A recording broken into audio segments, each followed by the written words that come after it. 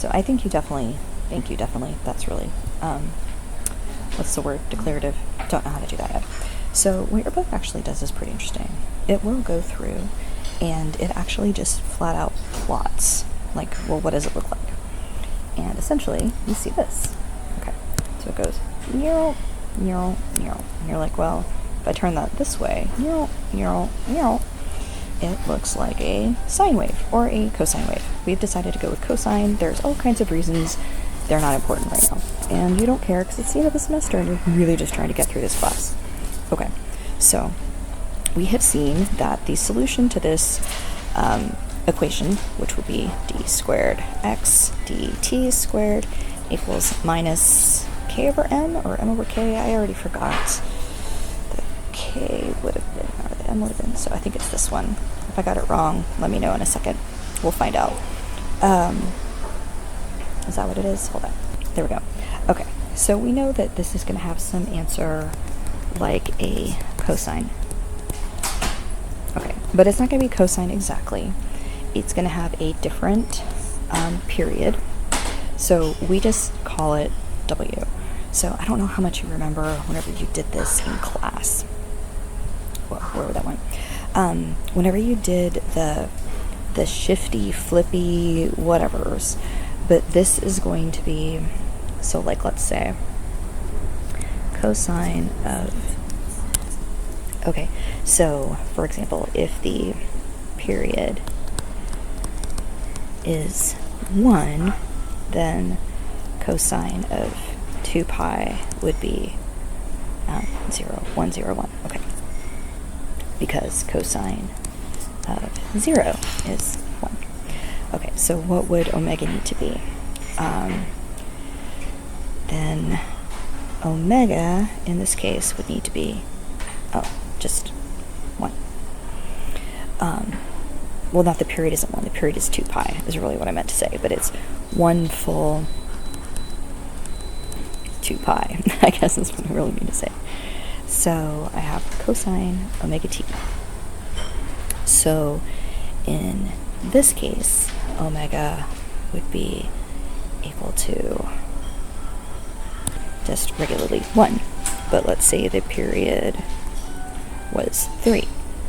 Then what I want to happen is whenever I plugged in, so the period is 3, so that means that it takes 3 times for it to happen. So normally, let's say it happens in a length of 1, and now it's happening in a length of 3. Maybe I'll call it 6 pi, just to make trying to make this make sense to me while it's making sense to you, so now taking 3 times as long.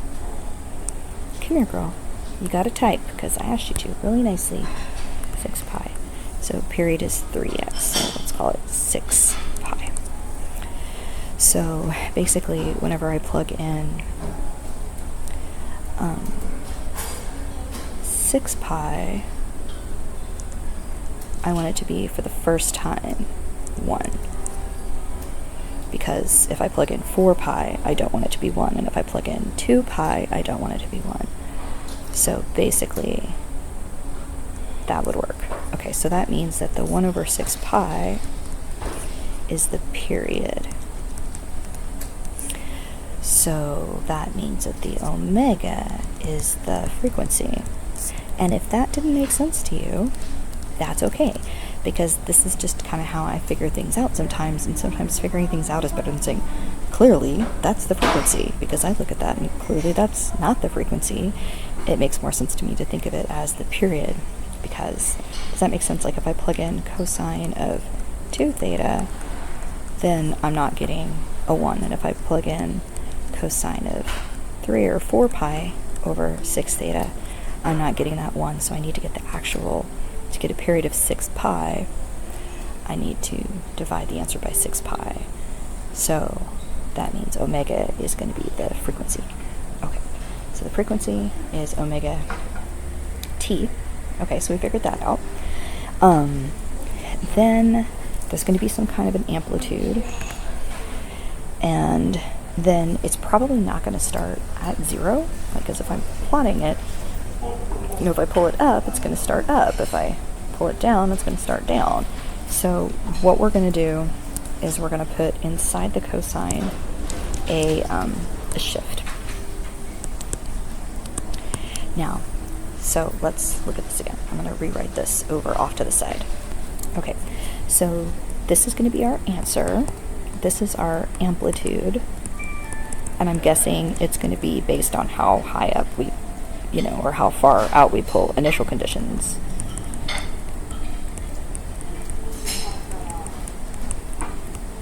How hard we pull on it. And then this is going to be our frequency. And this is going to be the shift. So like if we start pulling left versus right. And just to make sure you remember, whenever you plot, like if this is cosine and cosine goes like this, if I go, so this is cosine of theta, if I go cosine plus something, it actually shifts it to the left. So this would actually go here, cosine, and like all these critical points would go 1 over. So plonk, plonk, plonk, plonk, plonk. So the plus goes the opposite direction. So this guy would actually look more like, if it was phase shifted over by whatever this phi was, then the phase shift would be, come here girl, I just want a little one. Oh well, it's going to look like this. Okay, so this is the big thing to remember, is that this doesn't go through there. It just looks like it does. That's the big thing to remember with the shift, is a positive shift goes to the left and a negative shift goes to the right. But this is our frequency, and now we have to figure out how this all relates to our this all relates to our equation again. And really, I guess not to put too fine a point on it. I think your book eventually just has to tell you, because otherwise I don't know if you could just figure it out without doing diffie-q. But you can see here they got the same answer that we did, that we're starting with. And so basically what they do down here is they do math magic, which means they did diffie-q. I can't spell magic. They do diffie-q, and they get this for an answer, is that omega equals that. Now they have a negative sign here, but it ends up not mattering because it's just the square root of k over n. So it's that. Okay, so we've got this magic, we have this frequency, and they just say, this is the frequency that meets the requirements, that makes this work out. And we say, okay, I'll learn more about that in differential equations, which is fine. Now, a couple of ways to, again, just to be clear, omega equals frequency. So whenever you're doing all this kind of stuff, just keep remembering that the omega is the frequency. So we know that in a normal frequency, there is 2 pi for a period of cosine, right? Cosine has a period of 2 pi, so 2 pi is the same thing as t.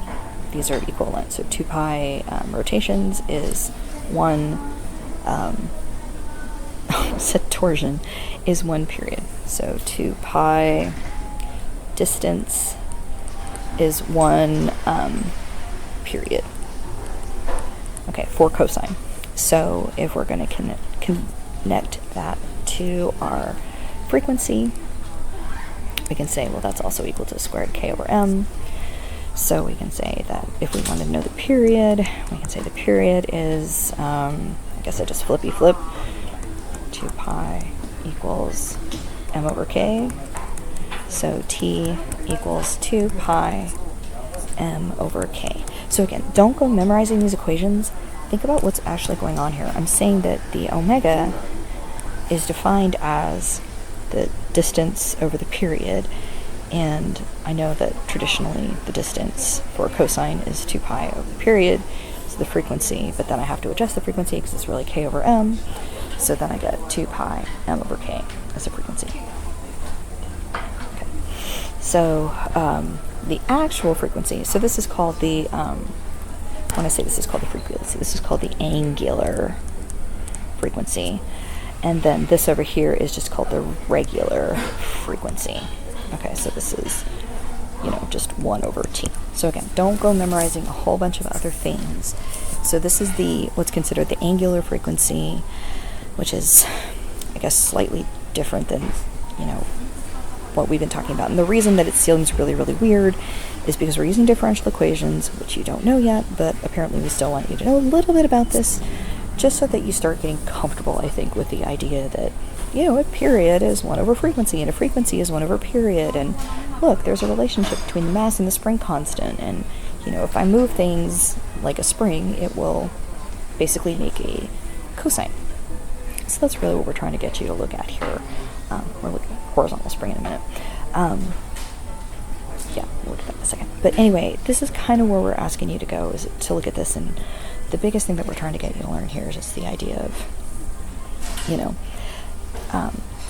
I'm not trying to get you to learn second-order differential equations, just to get the idea that when you have a force that's dependent on motion or dependent on position, when you end up solving that for real life, you end up with these things, and that the period matters, and that the frequency matters, and that we're going to call them cosines for the moment. If you did want to do something like, if I do have x cosine omega t plus that, then if you want to do the velocity, you could just ddt it. So you have a omega with a negative sign. So you can just take derivatives of these to get the velocity of the sine omega t plus that, and then acceleration would be a omega squared cosine omega t plus that. So once you've got the position, then you can find the velocity and the acceleration and all kinds of stuff like that. So there's all kinds of neat things that you can do with this oscillation stuff.